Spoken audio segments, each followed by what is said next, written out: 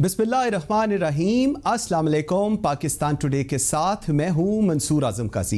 नाज़रीन, supreme court of Pakistan ने justice काजी फ़ायज़ ईसा के केस का तफसीला फैसला सामने आ गया है। सुप्रीम कोर्ट के मुताबिक सदारती रेफरेंस में कई खामियां सामने आई हैं, लेकिन ये रेफरेंस किसी बददियानती या बदनीयती पर मबनी करार नहीं दिया गया। इस केस को लेकर क्या इसके प्लस पॉइंट्स हैं, क्या नेगेटिव पॉइंट्स हैं? हुकूमत का ये कहना है कि ये उनके लिए एक सक्सेस है, जबकि इसके अंदर इख्तलाफी नोट भी हैं। वो क्या कहते हैं, इस तमाम तर सिचुएशन पे बात करेंगे अपने प्रोग्राम के फर्स्ट सेगमेंट में। मुझे इस पे ज्वाइन किया है अशफाक अली साहब ने, former attorney general of Pakistan है। Sir, thank you very much जी, very grateful for your time. Ashraf साहब, सबसे पहला सवाल, सुप्रीम कोर्ट का ये जो फैसला है 10 रुकनी बेंच का, सर आप इसको कैसे नरेट करें अगर मैं चाहूं जी? मुख्तसर अल्फाज में this was a strain and एक डॉक में कोर्ट से इस मामले को देखेगा, अपने एक ब्रदर जज के बारे में कैसे देखेगा, और इसके अंदर जो लगाए गए थे।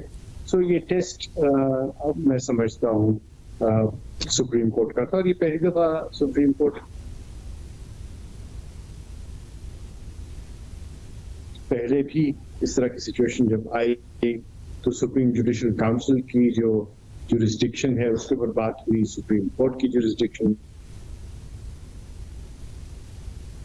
ज़ियारत पे और हुकूमत की बदनीयती के ऊपर। इस केस में और पहले वाले केस में फर्क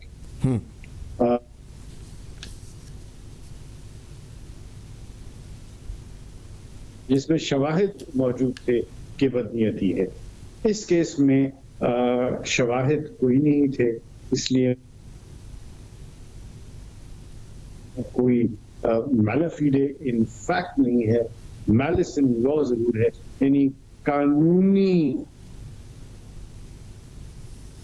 अच्छा, मुझे आपकी सर 1 मिनट आवाज़ कट रही है। हम ज़रा इसको दोबारा ठीक करते हैं। व्यूअर्स, एक छोटी सी ब्रेक लेते हैं, जिस वक्त ब्रेक से वापस आते हैं थोड़ा सा कनेक्शन का इशू आ रहा है, इसको हम एड्रेस करते हैं जी। मेरे साथ रहिएगा।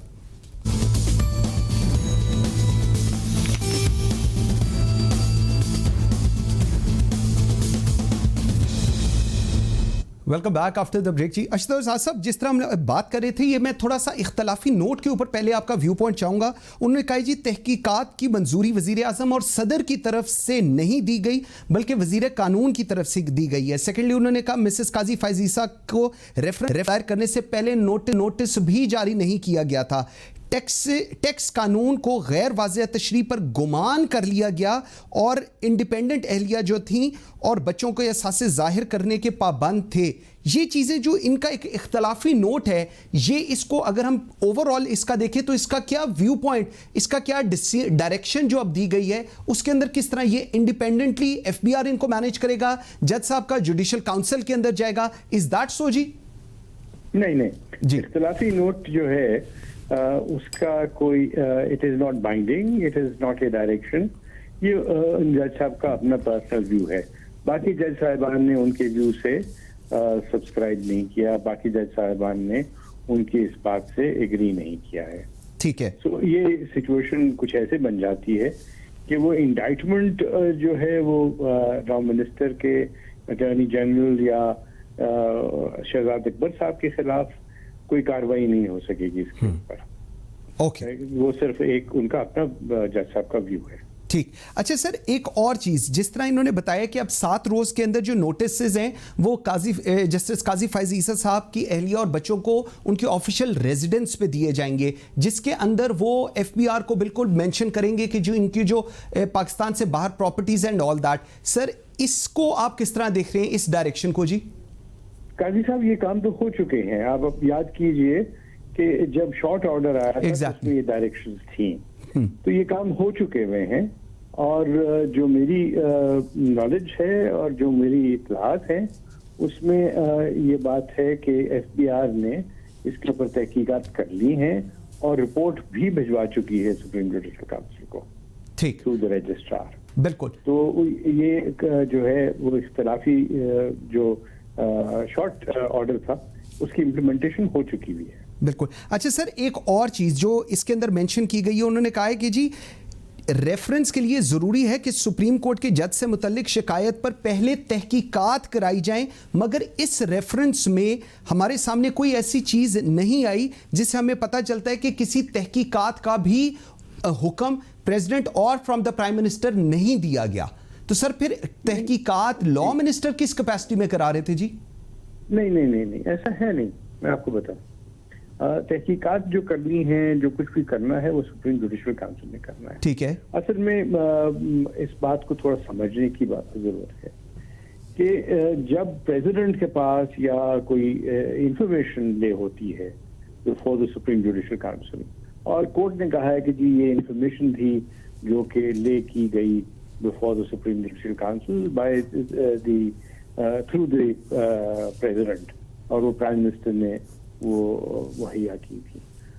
सूरत हाल कुछ यूं है कि सुप्रीम जुडिशल काउंसिल जो है वो है इदारा जिसके अंदर ये सारी बातों को देखा जाएगा। आप यूं समझिए कि जिस तरह कोई शिकायत दर्ज कर दी जाए, तो शिकायत दर्ज कर दी जाए और उससे पहले आप पूरी तहकीकात कर दें, तो फिर वो शिकायत तो ना हुई ना, वो तो फिर इन्वेस्टिगेशन रिपोर्ट हुई। ठीक। तो होता क्या है कि एक शिकायत आ जाती है, सुप्रीम जुडिशल काउंसिल उसका नोटिस ले ले और वो कहते हैं कि जी आप इसमें बताइए कि क्या तहकीकात होनी चाहिए या नहीं। तो ये काम सारा का सारा सुप्रीम जुडिशल काउंसिल ही कर सकती थी अगर उसको पिटिशन न फाइल कर दी गई होती। तो ये काम सुप्रीम जुडिशल काउंसिल ने भी शायद यही कुछ करना था कि वो एफबीआर से कहते कि आप इसके अंदर तहकीकात करके हमें रिपोर्ट दें। ये जो एक पूरा इतना हिजान का सारा समा बना रहा about for a full 8-10 months, ये शायद अवॉइड किया जा सकता था। जो बेसिक बात है जो इस जजमेंट में है वो ये है कि सुप्रीम जुडिशल काउंसिल एक मुक़्तदर इदारा है। उसकी हैत के ऊपर या उसकी तश्कील के ऊपर या उसके इख्तियारात पे किसी को कोई किस्म का एतराज नहीं हो सकता, ना है। और इससे बड़ी बात क्या हो सकती है कि आपके अपने भाई बंद आपको जज करें, आपको चेक करें, आपको देखें कि आपका कंडक्ट क्या है। लेकिन जो चीज याद रखने की है और जो इम्पोर्टेंट है वो ये है कि एक जज का कंडक्ट एक आम आदमी के कंडक्ट से कहीं बेहतर और बालातर होना चाहिए। ये है इसका बॉटम लाइन। बिल्कुल ठीक। और अगर जज का अपना किरदार बहुत ही अच्छा है लेकिन उसके इर्द गिर्द यानी उसके जो फैमिली मेंबर्स हैं उनके अंदर कोई सुकम है, तो ये नहीं कि उसको सजा मिलेगी उसकी, नहीं, ऐसा नहीं है। लेकिन वो एक मिसाली शख्स होना चाहिए जिसको अपने इर्द गिर्द के मामलात का भी इदराक हो। ठीक। और जो बाकी लोगों के साथ भी इस तरीके से ही हो कि वो अबव बोर्ड नजर आए। बिल्कुल ठीक। ये है। बिल्कुल सही है। अशतर साहब, thank you very much sir, I am very grateful for your time. एक ब्रेक लेते हैं, लेकिन ब्रेक पे जाने से पहले मैं आप लोगों के साथ एक चीज़ शेयर करना चाह रहा था। फैटफ की हम लोग बात कर रहे हैं। फैटफ ने पाकिस्तान को फरवरी 2021 तक का दोबारा टाइम दिया है और उन्होंने कहा जी 6 और मजीद रिकमेंडेशन हैं जो पाकिस्तान को करनी चाहिए। बिल्कुल पाकिस्तान करेगा, बिकॉज पाकिस्तान की रिक्वायरमेंट है, पाकिस्तान के बेस्ट इंटरेस्ट में है। पाकिस्तान चाहता है कि पाकिस्तान के अंदर से मनी लॉन्ड्रिंग खत्म हो, पाकिस्तान के अंदर टेररिस्ट फाइनेंसिंग ना आए। ये वो सारी चीज़ें हैं जो पाकिस्तान, हुकूमत पाकिस्तान, रियासत पाकिस्तान की प्रायोरिटीज हैं और उस पे पाकिस्तान बिल्कुल कर रहा है। रेस्ट एश्योर ऑन दैट कि पाकिस्तान बिल्कुल इसको कंप्लाई भी कर रहा है जिस तरह पहले कर रहा था। कुछ चीजें मैं आपके साथ सिर्फ शेयर करना चाह रहा था रिगार्डिंग फैटफ। स्विट्जरलैंड जो कि दुनिया में काले धन और मनी लॉन्ड्रिंग एजेस से वहां पर आ रही है, उसके बारे में फैटफ खामोश है। यूके जो कि कैपिटल है ब्लैक और लॉन्डर्ड मनी का, उसको लेकर फैटफ खामोश है। अफगानिस्तान जहां पर ब्लैक मनी, मनी लॉन्ड्रिंग और ये सारा पैसा आता है, उसको लेकर फैटफ खामोश है। 73 मुल्क ऐसे हैं दुनिया में जहां पर anti money laundering laws exist ही नहीं करते। जी हाँ, आप बिल्कुल सही सुन रहे हैं, 73 मुल्क ऐसे हैं जिसमें anti money laundering laws exist नहीं करते, लेकिन फैटफ खामोश है। 23 मुल्क ऐसे हैं जहां पर लॉन्ड्रेड मनी को विदाउट क्वेश्चनिंग लिया जाता है। जी हां, 26 मुल्क ऐसे हैं जहां पर लॉन्डर्ड मनी को क्वेश्चंस उनसे नहीं पूछा जाता कि ये कहां से आया है, लिए जाते हैं, लेकिन फैटफ खामोश है। 16 आइलैंड कंट्रीज ऐसी हैं जो प्रमोट करती हैं, जी, जो चाहती हैं, जो कहती हैं पूरी दुनिया में कि वहां की इकोनॉमी को ग्रोथ के लिए हम सेफ हेवंस प्रोवाइड करते हैं और लॉन्डर्ड मनी जो है वो लेकर आए। इन सारी जगहों पर यह होता है, लेकिन फैटफ खामोश है। और हां, पाकिस्तान का नाम ग्रे लिस्ट में है। पाकिस्तान जो कुछ कर रहा है उसके बावजूद भी पाकिस्तान का नाम आज ग्रे लिस्ट में है। सो ये जो एक पॉलिटिकल इंस्ट्रूमेंट के लिए आज फैटफ पूरी दुनिया के सामने आया हो गया है कि फैटफ का मकसद क्या है और किस तरह पॉलिटिकली वो एक्सपोज हो रहा है। ये एक सिनॉप्सिस था ताकि हम सबको ये समझने में आसानी हो कि फैटफ और पाकिस्तान का रिलेशन क्या और फैटफ और रेस्ट ऑफ द वर्ल्ड के साथ इनका रिलेशन क्या है। एक छोटी सी ब्रेक लेते हैं और जब ब्रेक से वापस आते हैं तो ज़रा हमारे साथ होंगे खेलदास कोस्तानी, कौमी असम्बली पाकिस्तान मुस्लिम लीग नून को रिप्रेजेंट कर रहे होंगे, और डॉक्टर अख्तर मलिक सूबाई वजीर पंजाब हैं और पाकिस्तान तहरीक इंसाफ को रिप्रेजेंट कर रहे होंगे। इनसे कल के जलसे की और नवाज शरीफ को लेकर हुकूमत की क्या हिकमत अमली है, इस पर बात करेंगे। मेरे साथ रहिएगा।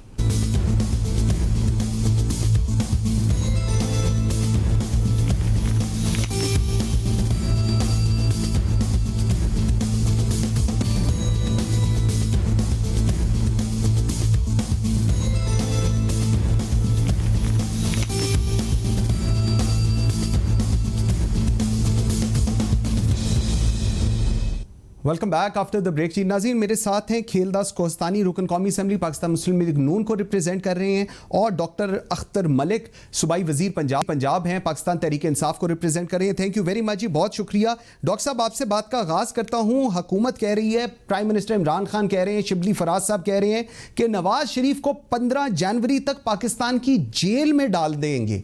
ये कैसे करेंगे आप लोग? वहाँ के तो लॉज ही बड़े फ़र्क हैं। ये सारी चीज़ को किस तरह मैनेज करेंगे? और प्राइम मिनिस्टर ने यह भी कहा है कि इवन अगर मुझे प्राइम मिनिस्टर बॉनसन के पास जाना भी पड़ा तो मैं उससे भी वो भी जाने से कासर नहीं होऊंगा। जी देखें, आपके तो सबके इल्म में है, बल्कि पूरी दुनिया के इल्म में है कि ये अदालती मफरूर हैं नवाज शरीफ साहब, और गए थे इलाज कराने के लिए, और जाते ही उन्होंने अपना जो प्रॉब्लम थे वो तो भूल गए, लेकिन सियासी तौर पर एक्टिव हो गए।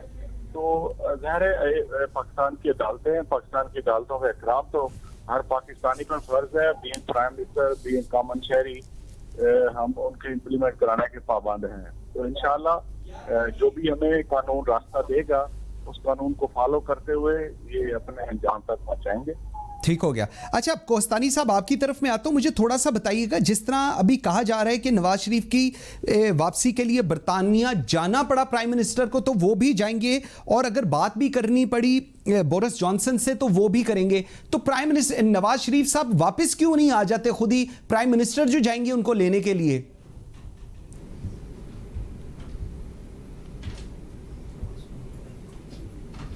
जी खेलदास भाई, आपको आवाज आ रही है? जी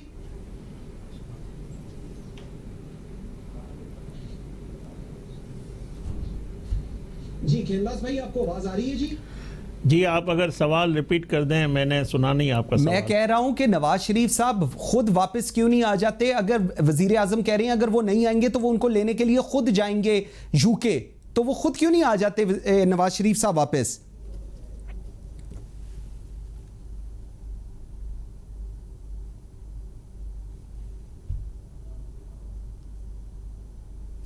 अच्छा, लाइन ड्रॉप हुई है जी। अच्छा डॉक्टर साहब, मैं आपकी तरफ ही आता हूं, थोड़ा सा मुझे आगे बताइएगा, ये क्यों बार बार एक स्टेटमेंट हम लोग सुनते हैं पाकिस्तान तहरीक इंसाफ की तरफ से आती है कि जी पाक फौज और जमहूरी हुकूमत एक पेज पर है। हुकूमत और फौज तो हमेशा से ही एक पेज पर रही है, इसकी बार बार इंडोर्समेंट की क्यों जरूरत पेश आती है? डॉक्टर साहब देखिए, मैं समझता हूँ कि ये कोई किसी को कहने की जरूरत नहीं होती। Exactly. आप देखें कि पिछले 5 सालों में जब पाकिस्तान तहरीक इंसाफ के लोग जलसे जुलूस करते थे, बहुत बहुत बड़े बड़े जलसे हुए थे, लेकिन उस वक्त की जो मतलब है जो हायरार्की थी, अपर हायरार्की या जो भी उसके डिपार्टमेंट थे, वो हुकूमत के साथ ही होते हैं। ये कोई नई बात नहीं है, ना ही इसको दोहराने की जरूरत है, ये हर बंदे को पता है। लेकिन मैं समझता हूँ कि जो अपोजिशन का एजेंडा है उससे हमें अफसोस भी होता है अपनी के कॉमन पाकिस्तानी, कि जो इंडिया का जो नैरेटिव है वो आज अपोजिशन का नैरेटिव है। आप देखिए किस तरह ये फैटिफ के जो मामला को जिस तरह इंडिया टेकअप कर रहा था, ऐसी अपोजिशन टेकअप कर रही है। वो एक चीज तो खुलकर सामने आ गई है कि ये पाकिस्तान के साथ मुखलिफ नहीं है और पाकिस्तान को बिल्कुल दुनिया के मुकाम तक पहुंचाना चाहते हैं, जो इनके इंशाल्लाह नाकाम होंगे इनके इरादे। और मैं समझता हूँ कि अल्लाह ताला का साथ पाकिस्तानियों के साथ है और पाकिस्तान के साथ है। ये मुल्क हमेशा कायम रहने के लिए बना है और जो पाकिस्तान तहरीक इंसाफ की क़यादत है वो हमारी 1 पॉइंट एजेंडे पर है। एक ही है कि हम पाकिस्तान की बेहतरी चाहते हैं और पाकिस्तान की बेहतरी के लिए दिन रात काम कर रहे हैं। ठीक है। इन इदारों को जो बदनाम करने की इनकी साजिश है बिल्कुल पहले भी नाकाम हुई है और जो इनके ड्रामाबाजियां हैं, आप देख लें कि वीडियो जब सफदर अवान की सामने आ गई है पब्लिक के सामने, तो ये मुंह दिखाने के काबिल नहीं रहे। इनसे हर वो काम जो ये करना चाह रहे हैं उसमें पाकिस्तानी कौम एक एक चीज देख रही है। ठीक, का कोई ना इनको मुल्क से मोहब्बत है ना पाकिस्तानी कौम से, सिर्फ पैसे से मोहब्बत है और उसी को बचाना चाहते हैं। ठीक हो गया। खेलदास भाई, आपको मेरी आवाज आ रही होगी जी अब?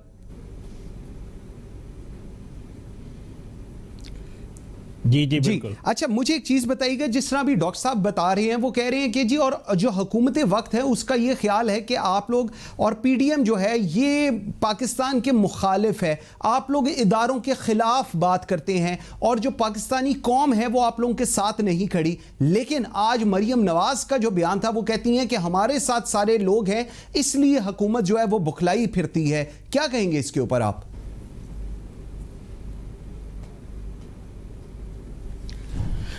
काजी साहब, देखिए पहली बात यह है कि नवाज शरीफ साहब को जो ये कहते हैं कि 15 जनवरी से हम पहले ले आएंगे या मैं खुद जाऊंगा, तो हो सकता है कि 15 जनवरी से पहले इमरान खान और ये इनकी हुकूमत हो भी ना। अच्छा। दूसरी बात, आज मरियम नवाज साहबा ने प्रेस कॉन्फ्रेंस सुबह की थी, उन्होंने बताया था कि बरतानिया में कोई अरशद मलिक नहीं है जहाँ पे ये वीडियो दिखा के या इमरान खान प्रेशर डाल के कोई कानून बनाएगा। तो एक तो बात ये वाज़े, नवाज शरीफ साहब बिल्कुल आएंगे पाकिस्तान, जब डॉक्टर वहाँ के उनको इजाज़त देंगे, वो इस धरती के लिए, इस मुल्क के लिए, वतन के लिए बेताब है, वो ज़रूर आएंगे। अब बात जो ये बयानियाँ बनाने की कोशिश करते हैं कि ये पीडीएम कोई खुदा न खास्ता मुल्क दुश्मन है या कोई इंडिया की या रा की कोई लाइन है, तो मुझे ये बताए कि 70 सालों में इंडिया को जुर्रत नहीं हुई थी सकूत कश्मीर करने की, यहाँ तक जुर्रत नहीं हुई थी भारत में जहाँ पे मुसलमान बसते हैं या जो वहाँ जो अक़लियतें बसती है उनके खिलाफ जो उन्होंने कानून साजी की, कवानीन बनाए, ये सारा कुछ इस 2-2.5 साल में जब से ये आया है और जिस तरह से ये अमेरिका से वापस आया है, जिस तरह इन्होंने कश्मीर दिया है, तो जो बातें ये करते हैं कि इदारों के खिलाफ, खुद इमरान खान की तकरीरें आप निकालें कि किस तरह इदारों पे वो गरजते थे, बरसते थे। इंडिया में जाके हमारे आर्मी के खिलाफ उन्होंने बातें की है, तो इनको अपना माजी देखना चाहिए। कभी भी नवाज शरीफ साहब की जो आप तकरीरें सुने, उसमें मैं खुद CWC की मीटिंग में था, उन्होंने वहाँ पे भी बात की और गुजरांवाला में भी उन जो हमारे शोधा है, फौज की जो कुर्बानियाँ हैं, उस सब का उन्होंने जिक्र किया। ये बात नहीं है कि ये बयानियाँ बनाते हैं कि अपोजिशन पीडीएम को जो पार्टी है, सारी पार्टियां उसमें बैठी हुई है, पीटीआई से ज्यादा इन्होंने वोट लिए हैं। हमारी अक्सरियत है, हमारे पास मैंडेट है, अवाम का मैंडेट है, पार्लियामेंट के अंदर भी मौजूद है और बाहर भी इन्होंने 2 जलसों में देख लिया, कल भी ये बलूचिस्तान में भी देख लेंगे। तो इस अवामी मैंडेट को ये तोइन करते हैं जब ये मुल्क दुश्मनी की बातें करके सिर्फ ये नवाज शरीफ को गद्दार नहीं करार देते, सिर्फ बिलावल भुट्टो को नहीं देते, सिर्फ मेंगल को नहीं देते, सिर्फ मालिक बलोच को नहीं, डॉक्टर मालिक को नहीं देते, ये समा उन करोड़ों वोटरों को भी ये वो देते हैं जो इन पार्टियों पर इन्होंने एतमाद किया है, जो अपोजिशन की पार्टियां हैं। मौलाना फजल रहमान साहब का जो मैंडेट है, ये सारे सारे जो इस किस्म का ये बयान बनाने बनते, मैं समझता हूँ ये ठीक, बिल्कुल ठीक है। अच्छा डॉक्टर साहब, मुझे ये जिस तरह खेलदास साहब कह रहे हैं, वो कह रहे हैं कि आप लोग ये जो गद्दार कहते हैं या जो कह रहे हैं मुल्क दुश्मन है, तो जिन्होंने इन लोगों को वोट दिए हुए हैं, आपका मतलब वो लोगों से भी है या आप सिर्फ इन्हीं को ही समझते हैं? नंबर 1। नंबर 2, मुझे ये भी बताइएगा, प्राइम मिनिस्टर ने एक तकरीर की जिसमें उन्होंने रिक्वेस्ट की सुप्रीम कोर्ट से कि जी जो केसेस हैं, और नैब के चेयरमैन से कि जो केसेस हैं उनको जल्दी करें, जिसके ऊपर डायरेक्शन भी सुप्रीम कोर्ट की तरफ से आ गई। इसको आप कैसे देख रही है, किस तनाजुर में इसको देखते हैं जी? देखिए, मैं समझता हूँ कि हर जी शऊर बंदा जो नैब का और जो मामला चल रहे थे, तो उनका तो सबका यही है कि इतने अरसे से केसेस पेंडिंग है और इनको किसी मंतकी अंजाम तक पहुंचाना चाहिए। जो बंदे मुजरिम हैं उनको पकड़ना चाहिए, जो बंदे बेगुनाह हैं जिनके खिलाफ केसेस हैं उनको फारिग करना चाहिए। इसमें तो कोई नई बात नहीं की और मेरे ख्याल है जो सुप्रीम कोर्ट ने इसका नोटिस लिया, सुप्रीम कोर्ट का भी मोटिव यही होगा कि इनको अपना मंतकी अंजाम तक इन केसेस को पहुंचाया जाए और इंशाल्लाह ये मंतकी अंजाम तक पहुंचेंगे। आप देखें कि इनकी जो बंदा मुल्क का 3 दफा वजीर आजम रह चुका हो और अपनी फोर्सेस के जो चीफ हैं और DGIS हैं, जिनसे मोसाद, रा और सारी दुनिया के एजेंसी CIA इवन उनसे डरती है, आप उनके चीफ का नाम इस तरह खुलेआम जैसे गली मोहल्लों में बैठकर आप लेते हैं।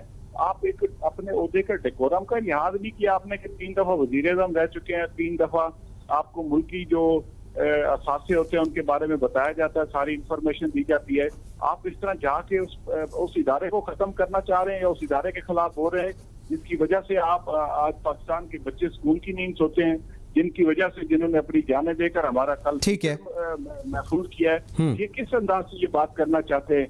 पूरी कौम अपने इदारों के साथ खड़ी है, इनकी ये डुगडुगी है, ये जो ड्रामाबाजी है, हर चीज में ड्रामाबाजी करते हैं, हर चीज में झूठ बोलते हैं। इनके कौन सी बात पे आप एतबार करें? इनमें से कौन सा बंदा है जिसने एक दूसरे के खिलाफ इन्होंने गालम गलोच नहीं किया हुआ, एक दूसरे को बुरा भला नहीं कहा हुआ? ये आज सिर्फ इमरान खान के खिलाफ और इदारों के खिलाफ इकट्ठे हो गए हैं। इनको अपने गिरबानों में झांकना चाहिए, कम अज कम अपने आने वाली नस्लों का तक ये लिहाज करना चाहिए कि ये पाकिस्तान हमने आने वाली नस्लों को देकर जाना है। डॉक्टर साहब ठीक हो गया। इस अंदाज में देकर जा रहे हैं कि आप इनको मतलब है आपके इदारे और मुल्क की चूल्हे हिलाने के चक्कर में पड़ गए हैं। ठीक हो गया। अच्छा कोस्तानी साहब, मुझे एक चीज बताइएगा, अभी हमने आज सुना कि प्राइम मिनिस्टर भी कह रहे थे और ये कहा भी जा रहा है कि शहबाज शरीफ साहब पे 2 शुगर मिल्स से 27 अरब रुपए का डॉक्यूमेंटेड, उन्होंने कहा जी हमें प्रूफ मिल गया हुआ है। सो शहबाज शरीफ तो बिल्कुल नहीं बच सकते। ये एक बड़ी स्ट्रॉन्ग स्टेटमेंट आई कि जी जिन लोगों का ये ख्याल है कि जिसमें शेख रशीद साहब भी हैं कि जी ये हमारी टीम का बंदा है शहबाज शरीफ, उन्होंने कह दिया कि उनका तो he is booked for good और अभी ये डॉक्यूमेंटेड प्रूफ हमें आ चुका है 2 जो शुगर मिल्स हैं उनकी उससे। सो इसका अब गोइंग फॉरवर्ड पाकिस्तान मुस्लिम लीग नून के ऊपर आप क्या इंपैक्ट होते देख रहे हैं जी?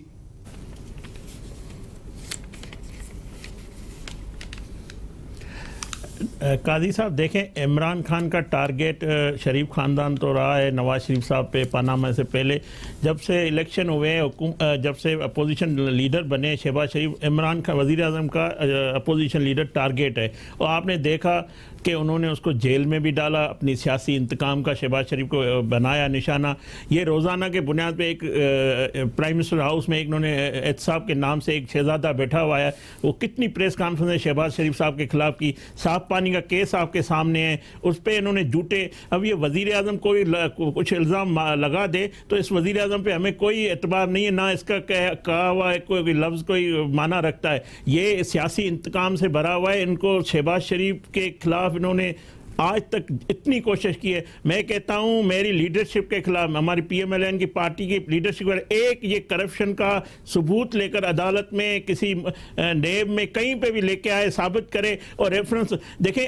अगरचे PMLN की लीडरशिप पे कोई कुछ होता, ये इन 3-4 सालों में 1 रुपए की किक पैक साबित नहीं हुई है। कल भी ये शहबाज शरीफ का मंसूबा है ऑरेंज लाइन, और किस मुंह से ये इफ्तिदा करने जा रहे हैं। तो जिस तरह शहबाज शरीफ ने इस मुल्क की खिदमत की है, पंजाब की है, मैं समझता हूँ इनको सिर्फ ये छुपते हैं इल्ज़ाम लगा के, चोर चोर का बात करके, NRO की बात करके, ये सारी अपनी कारकर्दगी, सारी अपनी हुकूमत की नाकाम पॉलिसियाँ छुपाने के लिए ये नैरेटिव बनाने की कोशिश करती है। अब मैं समझता हूं इनका ये चूरन बिकना नहीं है और कौम को भी पता है, दुनिया को पता है। शहबाज शरीफ को इन्होंने कहा कि शहबाज शरीफ चीन से उनको कहा गया कि इन्होंने कहा कि ये करप्शन किया, ये साबित किया। बाहर से जाके वहां के मुल्कों ने कहा कि नहीं, शहबाज शरीफ ने किसी भी चीन के मंसूबे में कोई किकबैक नहीं लिया। जो भी इन्होंने शहबाज शरीफ पे इल्जाम लगाया, मैं समझता हूं 1 रुपए का करप्शन साबित नहीं हुआ है, 1 रुपए की किकबैक साबित नहीं हुई है। ये झूठ बोलता है वजीर आजम, इनके जो सारे मुशीर है सारे झूठ बोलते हैं, झूठे इल्जाम आते हैं, ये अपनी कारकर्दगी। अच्छा मेरी बात तो सुन ले, बिल्कुल आपकी बात सुन ली। अब मुझे सिर्फ शॉर्टली बताइएगा, मैंने इसके बाद डॉक्टर साहब की तरफ जाना है। कल आप लोग PDM का कोयटा में जलसा हो रहा है, नेक्टा का थ्रेट अलर्ट वहां पर है, सिक्योरिटी मुझे जितनी हमारी इंफॉर्मेशन है कैपिटल TV की, सिक्योरिटी बिल्कुल प्रोवाइड की जा रही है तमाम लीडरान को। लेकिन इसके बाद आप लोग क्या एक्सपेक्ट कर रहे हैं कि वहां पर इस जलसे के बाद क्या होगा, मजीद क्या होने जा रहा है? शॉर्टली बताइएगा।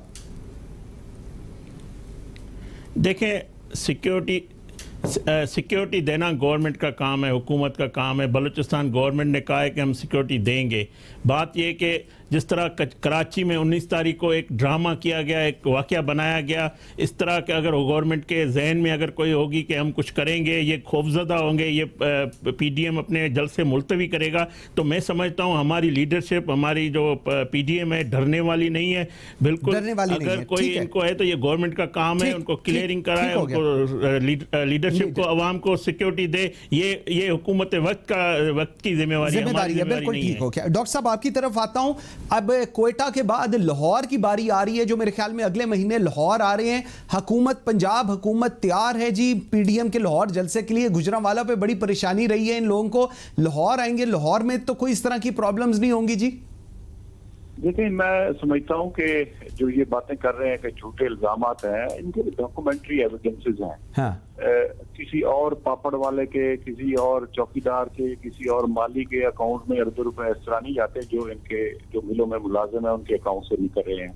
और ये डॉक्यूमेंट्री एविडेंसेस है, कोई ऐसी बात नहीं है। ये सारी चीजें इंशाल्लाह, जो पहले मियां नवाज शरीफ साहब कहते थे कि जी मुझे तो एवन फील्ड जो अपार्टमेंट्स हैं उनके बारे में इल्म ही कोई नहीं है, आज उनसे पूछा जाए ना कि किस अंदाज से असेंबली में हलफ उठाकर कि ये हजूर जराए हैं और मुझे अपार्टमेंट का पता नहीं है, आज किस मुंह से उस अपार्टमेंट में रह रहे हैं। ठीक है, इनसे पूछा जाए जो कैलिबरी फॉन्ट मैडम कहती थी कि जी मुझे तो ये कैलिबरी फॉन्ट मैंने ये किया हुआ है, ये कहती थी कि मेरी तो बाहर तो क्या पाकिस्तान में प्रॉपर्टी नहीं है।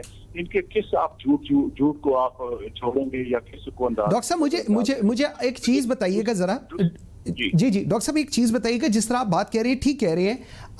आज हमने सुना प्राइम मिनिस्टर इमरान खान ने अदलिया की बात की और उन्होंने कहा अदलिया ने हमेशा इनका साथ दिया है, मतलब इन नवाज शरीफ वगैरह की बात की और उन्होंने कहा हमने लाहौर हाई कोर्ट का कहा था कि 7 अरब का श्योरिटी बॉन्ड ले, लेकिन उन्होंने नहीं मानी। अब शहबाज शरीफ की गारंटी का क्या फायदा? शहबाज शरीफ तो ऑलरेडी नैब की हिरासत में है। इस बयान को किस तनाजुर में आप देख रहे हैं जी? देखिए ना, मैं आपको ये पूरी कौम देख रही है, बल्कि पूरी दुनिया देख रही है कि एक बंदा जो कार्डियक पेशेंट होता है उसकी बॉडी लैंग्वेज वहां जाकर इस तरह चेंज होती है, और एक बंदा जो बीमार होता है, यहाँ रोज खबर आ रही थी अल्लाह ना करे कि जी मियाँ साहब को कुछ होने वाला है, वो जैसे जहाज में चढ़ता है बिल्कुल ठीक हो जाता है। और जिस तरह वो पाकिस्तान के इदारों के खिलाफ वहाँ पे विश्राम कराजी करता है, वो आपको मरीज बंदा लगता है। ये तो ड्रामाबाजी करते हैं और इनका ये ड्रामाबाजी अब ज्यादा देर चलने वाली नहीं है। बाकी रह गई बात, जो इन्होंने जलसे करने हैं बिल्कुल करें, हम जमहूरी हुकूमत है, हमने कभी इनको रोका नहीं है। मैं उस दिन लाहौर में ही था जब इनका गुजरांवाला जलसा था, हमने तो सारे जो नाके थे वहां से भी अपनी पुलिस हटा दी। ठीक हो गया, बिल्कुल ठीक है। नाके पर पुलिस का एक बंदा नहीं था, बिल्कुल ठीक है। Doctor Akhtar Malik, thank you very much जी। खियोस्तानी साहब ने हमें ज्वाइन किया, thank you very much. Akhtar और साफ अली साहब ने हमें ज्वाइन किया था। व्यूअर्स, आज के लिए इतना ही, बशर्ते जिंदगी। आपसे मुलाकात होगी कल। मुझे मंसूर आजम काजी को इजाजत दीजिए। अल्लाह हाफिज।